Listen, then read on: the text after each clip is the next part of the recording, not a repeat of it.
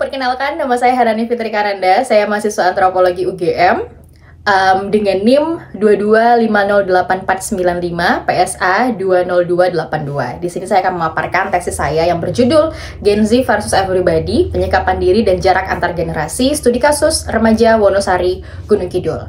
Saya memulai tesis saya ini dengan menyadari bahwasanya adanya fenomena Gen Z yang cukup sering diperbincangkan, dan saya ingin melihat lebih jauh sebenarnya bagaimana cara pandang mereka, penyikapan diri mereka, serta bagaimana perbedaan dan jarak generasi ini tercipta. Saya memilih institusi pendidikan sebagai lokasi penelitian saya karena saya lihat institusi ini sebagai tempat yang cukup krusial bagi pembentukan karakter dari Gen Z, dan juga jarak antar generasi ini sering terjadi di institusi ini.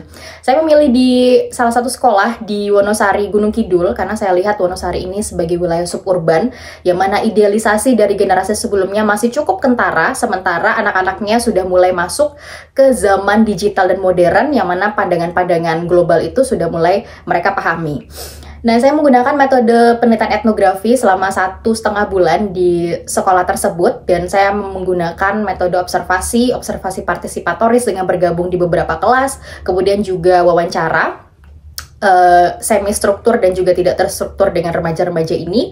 Kemudian saya temukan bahwasanya memang terjadi adanya perbedaan idealisme antara generasi sebelumnya, yang mana itu terutama guru dan juga para orang tua terhadap bagaimana penyikapan diri si remaja-remaja ini. Jadi mereka itu dianggap sebagai anak-anak yang kurang resilient dan juga kurang fokus dan egoisme terhadap diri sendiri. Sementara karena penelitian ini saya memberikan ruang yang besar untuk cerita-cerita dan juga narasi subjektif dari para si Gen Z, saya menemukan bahwa ini mereka lihat sebagai praktik yang wajar, dan ini merupakan produk dari bagaimana mereka melihat ranah-ranah mereka bekerja. Nah, di sini saya membagi 3 ranah. Yang ini saya gunakan dari konsepnya Bourdieu, agensi sosial. Itu ada ranah sekolah, ranah teman sebaya, dan juga ranah keluarga. Dan ini mau tidak mau, karena perubahan yang mereka lihat di sana, akhirnya mereka melakukan penyikapan diri yang mungkin ini dianggap berbeda, bukan mungkin tapi memang dianggap berbeda oleh generasi sebelumnya. Terutama saya melihat juga meskipun di sini agen-agen berusaha untuk keluar dari struktur mereka, tapi mereka juga terbentuk oleh struktur itu sendiri.